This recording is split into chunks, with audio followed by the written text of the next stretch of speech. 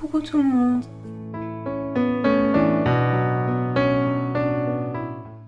Coucou tout le monde, aujourd'hui on se retrouve pour une vidéo qui va parler de l'inner world, enfin globalement des inner world dans les systèmes.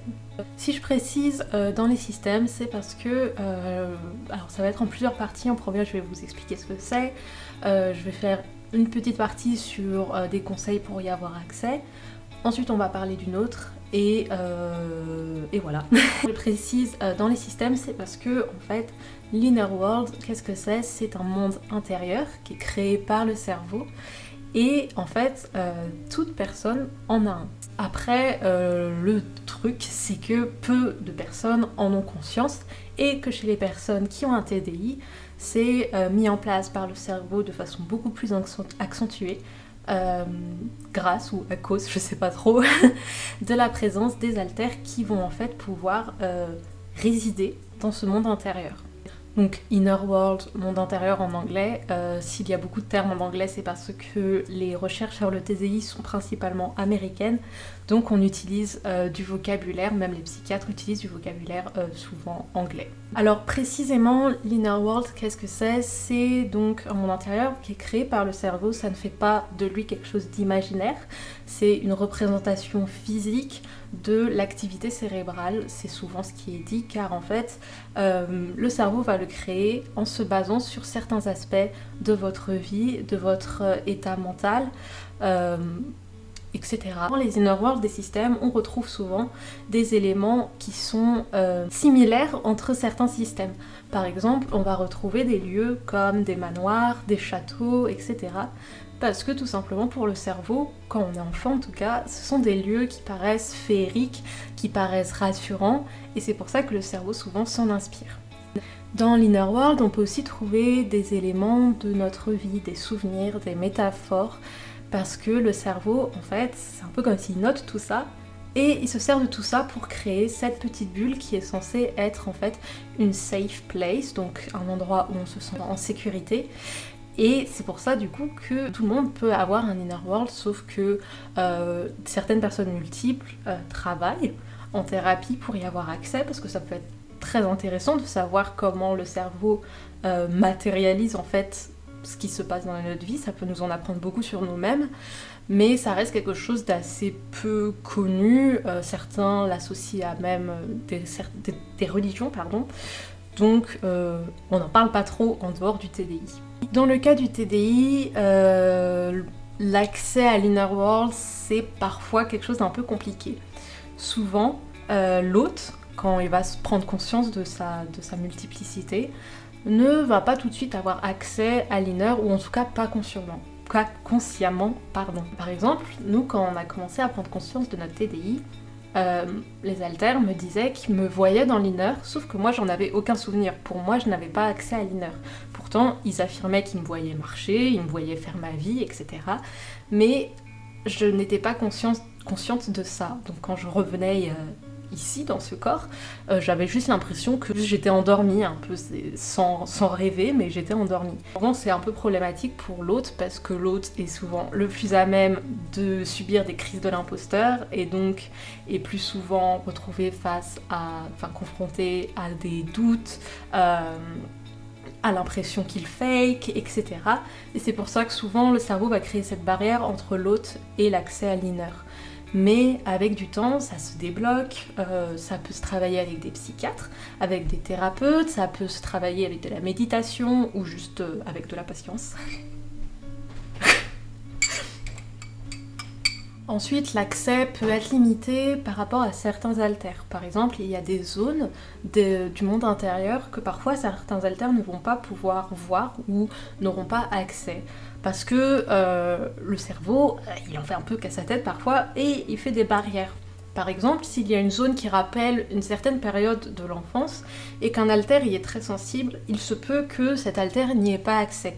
Parce que le cerveau va faire lien entre le blocage qu'a cet haltère, oui, mais j'ai fait bobo, le blocage qu'a cet haltère avec cette période de la vie et la zone que le cerveau a créée en rapport. Donc tout ça, ça dépend en fait de chaque système, ça dépend de chaque vécu. Donc encore une fois, nous on partage notre expérience, mais il y a certains systèmes qui, par exemple, leur hôte n'a jamais eu de soucis pour accéder à l'inner. Donc encore une fois, ça dépend de plein de choses. Donc maintenant, la partie qui nous est souvent demandée, on va parler de notre inner world et ça risque d'être un peu long. On a pris conscience, pas du tout, on a pris conscience de notre TDI il y a maintenant 9 ans. Bref, on a pris conscience il y a quelques années. Et entre les premiers souvenirs qu'on en a et maintenant, il y a eu de très gros changements. Je vais pas faire la distinction entre les zones qui étaient déjà là et qu'on n'avait pas conscience et les zones qui sont apparues avec le temps. Parce qu'il y en a, on sait toujours pas si elles étaient là depuis le début et qu'on n'en avait juste pas conscience, ou si elles sont apparues après. Donc on va tout mettre dans la catégorie et apparu, ok. Et je vais essayer de faire dans l'ordre, et puis je vous mettrai des images au montage de à peu près à quoi ressemble notre inner, parce que ce sont des images trouvées sur Pinterest, donc ce ne sont pas forcément des trucs très à 100% fiables. Donc voilà, désolée pour ça. Je vais commencer par la partie qu'on appelle principale de notre inner, qui est le manoir.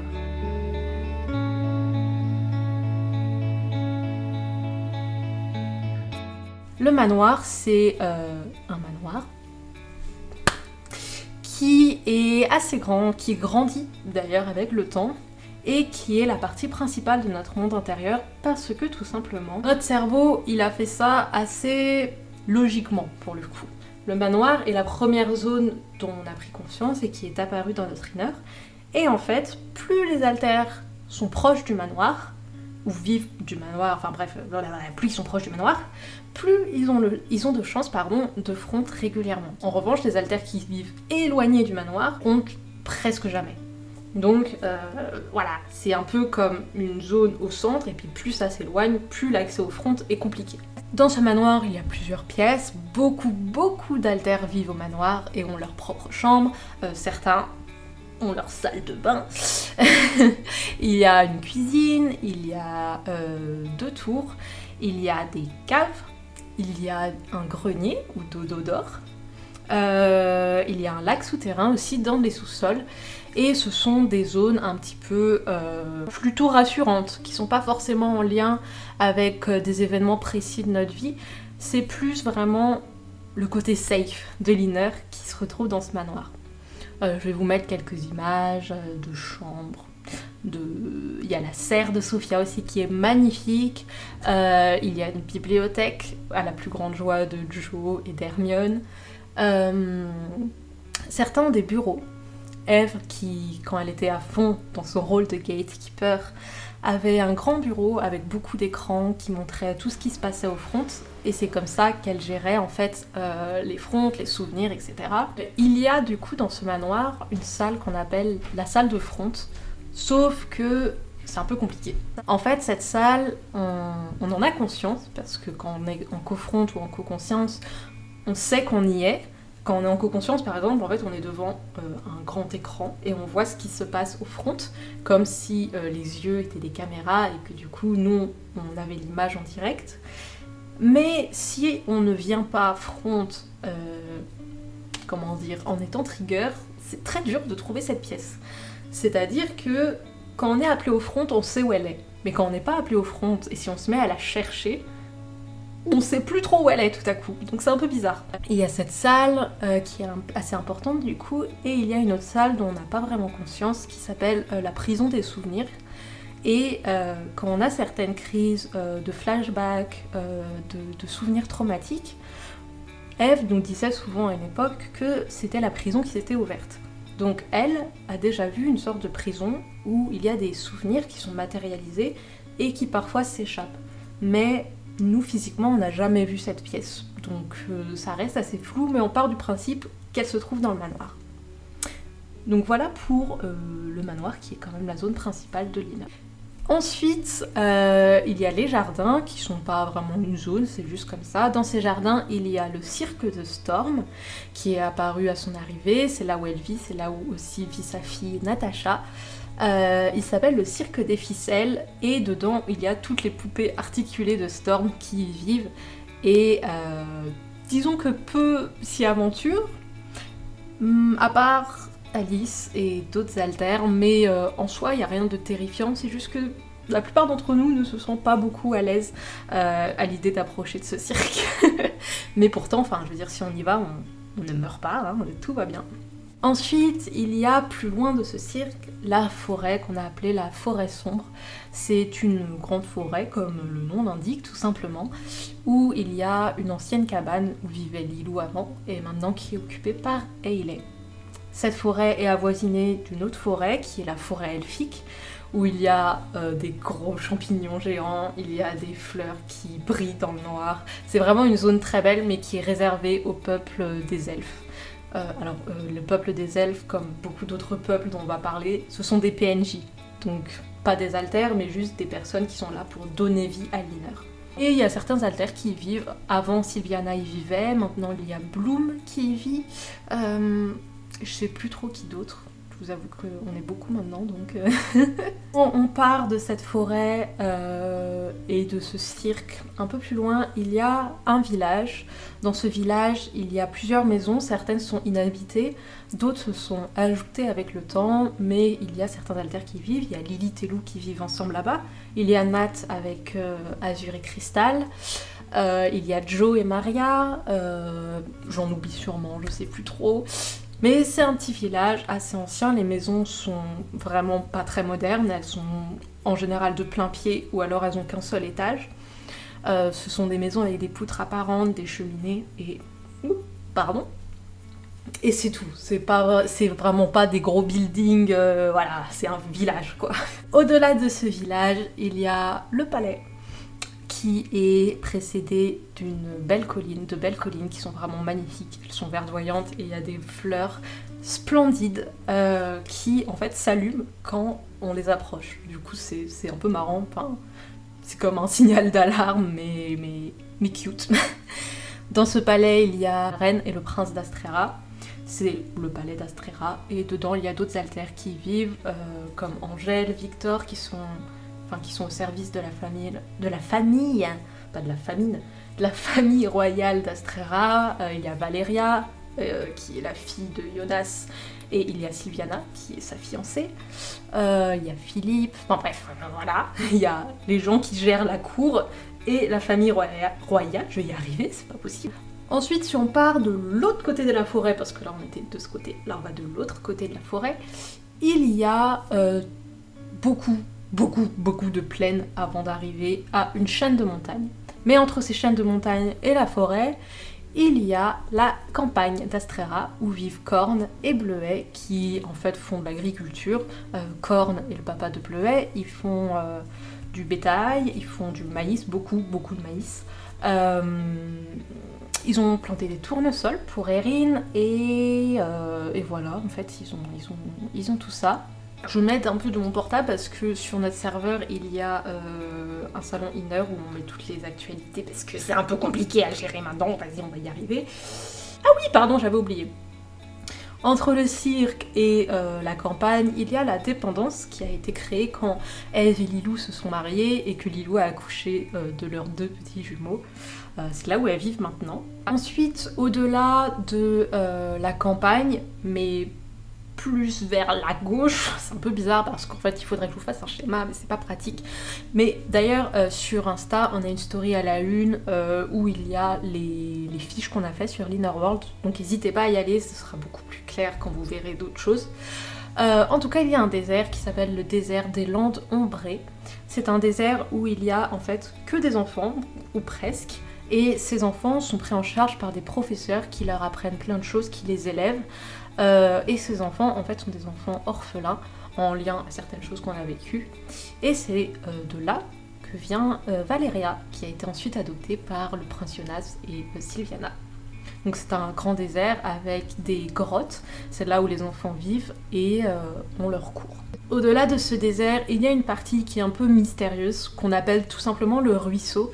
C'est une partie que beaucoup d'alters, avant d'arriver au manoir et de se présenter, etc., ils passent par ce ruisseau. On sait pas trop pourquoi, mais en tout cas, beaucoup d'altères arrivent à ce ruisseau.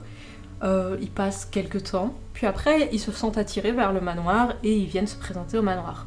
Mais en fait, c'est juste une zone où il y a un bout de ruisseau qui passe, il y a une petite cabane, il me semble, et c'est tout. On sait pas trop ce qu'elle a de spécial cette zone, mais en tout cas, beaucoup d'altères y passent avant d'arriver, on va dire, officiellement dans le système. C'est tout ce qu'on sait là-dessus, honnêtement. Ensuite, il y a une partie où il y a la chapelle abandonnée et le cimetière. C'est là où vivent Clarisse et Jade, qui se détestent. Mais c'est là où elles vivent. Et au-delà de ça, il y a Zone. Zone, c'est une zone... Zone, c'est une zone fictive de l'Innerworld qui est arrivée en même temps que Jinx et qui est donc inspirée de la série Arcane. C'est une zone souterraine. Parce que... je sais pas. Parce que je sais pas en fait, j'en sais rien. Mais en tout cas, c'est là que vivent Jinx et Amelia qui est allée vivre avec notre petite Jinxie. Ensuite, avant d'arriver aux montagnes, dans la forêt, ce qu'on a oublié de dire, il y a un puits. Et ce puits mène à Crypt. Crypt, c'est une ville souterraine, comme zone, où il y a beaucoup de PNJ. Il y a des PNJ humains, des PNJ démons, des PNJ elfes, des PNJ anges. Il y a de tout, c'est vraiment compliqué de savoir si les gens sont des PNJ ou des alters. Donc c'est un peu compliqué, mais c'est une ville vraiment super où il y a beaucoup d'animations. Et ouais, c'est vraiment un coin sympa. Coin sympa, je dis ça comme si je faisais une agence de tourisme. Et donc on va arriver aux montagnes. Les montagnes du Nord, c'est là où il y a, au creux d'une montagne, nichée entre 4 rochers, le royaume des démons. Le royaume des démons se trouve à l'intérieur de la montagne, c'est des caves, des tunnels, etc. Et à part les alters qui en sont originaires, je sais pas trop si ça se dit, on n'a pas vraiment d'infos dessus. Donc voilà. Au-delà de ces montagnes, il y a la mer Rose. Alors, on l'appelle la mer Rose, elle n'est pas rose du tout, mais en fait c'est de l'eau qui est sucrée. Oui, ne posez pas de questions, c'est l'inner, c'est le cerveau, on sait pas ce qui se passe, en tout cas l'eau est sucrée, on y flotte quand même, je vous rassure, mais par la force du Saint-Esprit de toute évidence. Dans cette mer, il y a le royaume des océans, qui est un royaume dirigé par le roi dragon, on ne sait pas vraiment qui c'est un serpent de mer, c'est le père d'Opale, qui est un alter de notre système. C'est de là d'où viennent Opale et Lia, qui sont deux sirènes en fait. Et c'est un royaume assez un petit peu fermé, disons qu'ils aiment pas trop la visite. Il y a aussi beaucoup de PNJ dans ce royaume, évidemment, vous vous en doutez. En fait, étant polyfragmenté, on a un inner world très complexe et très peuplé, à notre plus grande détresse, parce que c'est vraiment dur de s'y retrouver. Au-delà de ce royaume des océans, il y a ce qu'on appelle les abysses. Les abysses, c'est pas vraiment un royaume qui a été répertorié dans notre inner, c'est plus une grande zone qui en fait n'est pas comprise dans le royaume des océans. Et dans cette zone va y avoir, alors désolé pour les thalassophobes, mais va y avoir des big créatures sa mère, genre des big pieuvres, des big calamars, des big requins, des big créatures où tu sais pas ce que c'est mais t'as pas envie de te retrouver en face. Voilà, juste il y a des big. Après, on sait pas trop ce que c'est. Avant d'arriver au-delà de ces mers, on va parler de ce qu'il y a au-dessus de nos têtes. Au-dessus de nos têtes, il y a le royaume des anges. Comme le nom l'indique, il est peuplé par des anges, c'est de là d'où viennent beaucoup d'alters qui sont anges, Anaël, Amaris, les parents d'Amaris, qui ne sont pas des alters mais qui sont quand même là, Lilith et Lou, Pensée, Tao. Je suis sûre que j'en oublie, mais c'est pas grave, hein, c'est compliqué, ils me pardonneront. Ce royaume est dirigé par Pensée et Tao, qui n'ont que 11 ans. Ils ont plus de succès que moi à 11 ans qui mangeais mes crottes de nez, mais c'est pas grave. Écoutez, on a tous une évolution de vie différente. Ce royaume est également dirigé par un conseil qui nous a posé certains soucis, mais maintenant tout va bien, je vous rassure. Et les anges qui s'y trouvent ont tous des capacités parce que le cerveau ne s'ennuie jamais. Donc on reprend. Au-delà des abysses et du royaume des océans, il y a l'île des enfants perdus. C'est une île assez petite en vrai. Tu fais la visite du tour de l'île en une journée si tu te motives, quoi. Ça va. Enfin, je dis ça, mais je l'ai pas faite, mais c'est pour vous donner une idée. Il y a une grande tour d'ivoire au sommet de l'île, et c'est là où vivaient Anna et Shay avant d'arriver par bateau sur le continent d'Astrera. Parce que du coup, le continent principal s'appelle Astrera dans notre inner. Donc, maintenant, vous pensiez que c'était fini, mais non, on va changer de planète. Et on va commencer avec la planète Clovia. La planète Clovia, c'est une grande planète violette qui est vraiment magnifique, sur laquelle vivent des PNJ qui sont hybrides. C'est la particularité des Cloviens, c'est qu'ils sont hybrides. Par exemple, Anna est une hybride, ce qui veut dire qu'elle est mi-humaine, mi-chien, par exemple. Mais on a d'autres alters hybrides, par exemple Philippe, qui est mi-humain, mi-faucon, mais c'est un peu différent, mais on va pas partir là-dedans. Voilà, c'est la caractéristique de cette planète, et elle est dirigée par les reines d'Abria et Colombe, qui sont sœurs jumelles et qui sont des alters. Ensuite, nous avons la planète Saphir, qui est une planète à l'aspect très moderne, qui est dans un style cyberpunk. Si vous connaissez pas, je vous montre des images de toute façon, donc j'ai pas besoin de trop expliquer. Elle est habitée principalement par des humanoïdes et des tueurs à gages, et c'est de là d'où viennent Amélia et Angèle. Et elle est dirigée par la reine Psyché, qu'on ne connaît pas, qui est apparemment, je l'espère s'il vous plaît, une PNJ. Ensuite, nous avons la planète bleue, qui n'est pas la Terre, non, mais qui est en fait une planète entièrement recouverte d'océans. C'est un océan en fait à part entière sur lequel je n'aimerais pas m'aventurer car apparemment il y a beaucoup de tempêtes et qui est peuplé de créatures gigantesques comme les abysses. Et ma thalassophobie ne supporterait jamais ce voyage, donc je ne compte pas du tout y aller. Ensuite, nous avons la planète brûlée, qui est une planète en fait désertique. Alors pas désertique dans le sens où il y a personne, mais désertique dans le sens où c'est des déserts. Elle est habitée par des nomades qui ont des pouvoirs élémentaires et qui s'apparentent un peu à des djinns. Elle est protégée par ce qu'on appelle les archers du feu. Ce sont des archers qui maîtrisent le feu. Voilà, bravo, merci Alex, c'était super. Il y a sur cette planète ce qu'on appelle des tempêtes de flammes, des vagues de flammes, pardon, ce qui n'a vraiment pas l'air agréable, donc je ne sais pas si je m'y aventurerai non plus. Et il n'y a pas de dirigeant unique, c'est les archers de feu qui gardent la paix, en fait. Ensuite, je vous rassure, on a presque fini. Nous avons la planète Émeraude, qui est une planète vraiment magnifique, pleine de verdure, qui est vraiment comme un paradis, je trouve. Elle est magnifique. La verdure, la nature est très importante pour ses habitants. Ce sont des indigènes qu'on pourrait appeler, enfin en tout cas ils s'appellent des indigènes, des tribus d'un style un peu amérindien. Ils vénèrent la nature, ils vénèrent la faune. C'est un peuple vraiment très respectueux de son environnement.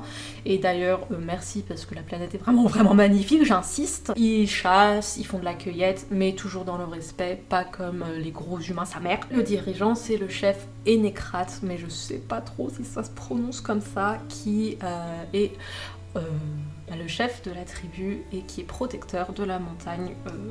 Enfin, c'est dans son titre, je sais pas trop pourquoi. Enfin, c'est la dernière, il y a ce qu'on appelle les îles flottantes. Alors non Jérémy, ce ne sont pas des îles flottantes le dessert, mais ce sont réellement des îles qui flottent dans l'atmosphère.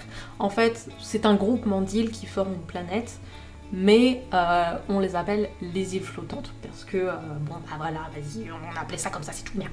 Elles sont regroupées au même point, et en fait forment vraiment comme une planète, mais c'est un peu, c'est comme une planète désintégrée dans un sens.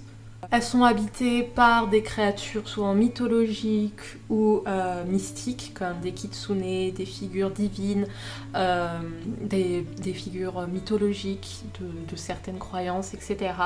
Et les architectures sur ces îles varient, ça peut être très moderne, ça peut être très dans un style presque angélique. Voilà, il y en a pour tous les goûts. Et ces planètes sont dans leur ensemble dirigées par la princesse Radelia d'Orcarine, qui est une jeune fille qui a l'air d'en jeter plus que moi-même. Mais c'est pas grave. Voilà, c'est à peu près tout normalement, je crois que j'ai rien oublié. Ah si, cet ensemble de planètes dans notre inner s'appelle la galaxie Ashes, donc les cendres en anglais, parce que, je sais pas, ça nous tenait à cœur, c'était un peu comme un renouveau, comme un phénix qui renaît de ses cendres. C'est donc tout l'ensemble de notre inner. Actuellement, on a un portail qui est fini, qui a été construit par Amelia et qui est fini et qui nous permettra de voyager entre ces différentes planètes, mais on n'y a pas encore accès parce que la reine d'Astrera aimerait attendre un peu pour faire ses petites visites diplomatiques, tout ça, parce que en fait, dans cette inner, et là on va passer à une dernière petite partie avant de finir, on a tout un quotidien en fait. Moi je suis l'autre, donc je suis 90% voire 100% du temps en ce moment ici. Mais les alters qui vivent dans l'inner, en fait, c'est vraiment comme leur réalité ici, comme une réalité, pardon, ici. C'est-à-dire qu'ils peuvent se voir, on se voit dans nos apparences, ils peuvent parler, manger, se doucher, voire plus, parce que bah, du coup certains alters ont des capacités, puisque c'est une réalité à part entière certes, mais ça reste quelque chose qui est créé par le cerveau. Donc il y a des alters, ils peuvent faire voler des objets, changer d'apparence, voilà, il y a certaines capacités qui dépassent ce qu'on peut faire dans cette réalité-ci. Mais ces alters, ils ont un quotidien. Par exemple, Eve, Lilou, Sun et Lune, c'est une famille à part entière. Leur vie est presque totalement ancrée dans l'inner. Il y a certains alters qui ne sont jamais venus ici, donc toute leur vie, là pour le coup, est vraiment dans l'inner. Et il y a tout un quotidien. Les Little suivent des cours en fonction de leur niveau, en fonction de leur âge. Il y a 2 classes différentes, une qui est dirigée par le prince Jonas pour les alters qui ont des capacités, les alters enfants qui ont des capacités, pour éviter des accidents, hein. Et une classe qui est dirigée par Sophia et Daniel, globalement, qui est pour les alters Little qui n'ont pas de capacité. Et donc, bah, ils apprennent le français, les maths, les sciences, parce que c'est important aussi. Et récemment, il y a des nouveaux cours qui sont appelés cours de la vie quotidienne, parce qu'en fait, on s'est rendu compte à ma dormance que c'était une cata, les alters, ils connaissent rien sur ce qui se passe au quotidien ici. Et du coup, maintenant, ils suivent des cours pour être un peu à la page s'ils se retrouvent ici, histoire de pas juste bugger et paniquer et rester dans un coin. Donc voilà, nous on fait souvent, on essaye parfois de faire des activités dans l'inner, par exemple quand il y avait eu les fiançailles de Jonas et Sylviana, c'était vraiment une grande fête. Il y avait les Little qui avaient organisé aussi un moment une comédie musicale. Voilà, on essaye de faire parfois des choses pour un peu faire connaissance avec les nouveaux alters qui sont arrivés, pour se retrouver en fait tout simplement. Parfois dans des situations de crise entre guillemets, il y a des réunions. Alors avant quand on était une quinzaine, tous les alters y assistaient. Maintenant plus vraiment, disons qu'on essaye de faire en sorte qu'une majorité d'alters soit là et après on passe le mot parce qu'on est 94 maintenant, donc c'est un peu compliqué quoi, voilà, hein. Voilà, après je sais pas trop quoi vous dire d'autre sur l'inner. Nous, il s'est développé petit à petit, on a pris conscience de toute l'ampleur de cette galaxie qu'assez récemment en fait. Avant ça restait vraiment centré sur Astrera et pas toutes les autres planètes, etc. Mais il prend de l'ampleur petit à petit, on découvre certaines zones petit à petit. Parfois certains alters arrivent et font apparaître une zone, par exemple Jinx. Donc voilà, c'est vraiment quelque chose qui est toujours, enfin qui est en évolution constante. Et c'est vraiment quelque chose où quand on en parle à des personnes extérieures, c'est souvent fascinant. Mais il faut aussi comprendre qu'il y a certains systèmes qui ne veulent pas en parler parce que comme j'ai dit au début, l'inner c'est une safe place qui est créée par le cerveau et qui montre certains aspects parfois de la vie. Et donc certains systèmes peuvent se sentir mal à l'aise, ça peut être en fait leur safe place, peut être un jardin secret qu'ils veulent garder pour eux. Donc n'allez pas culpabiliser un système qui ne veut pas en parler, c'est tout à fait normal. Nous on est à l'aise d'en parler, mais après vous savez pas tout, il y a des choses qu'on sait sur notre inner qu'on ne vous dira pas parce que c'est reste privé. Mais voilà, on fait un rappel comme souvent, que certains systèmes ne sont pas à l'aise d'en parler, il faut respecter cela. En attendant, voilà, vous avez vu cette vidéo qui nous avait été pas mal demandée sur notre inner. On espère que vous avez un peu mieux compris certaines choses. Si vous avez des questions, n'hésitez pas en commentaire, bien sûr. Et en attendant, on vous fait plein de bisous. Et à très bientôt, je l'espère, pour une prochaine vidéo. Bye bye!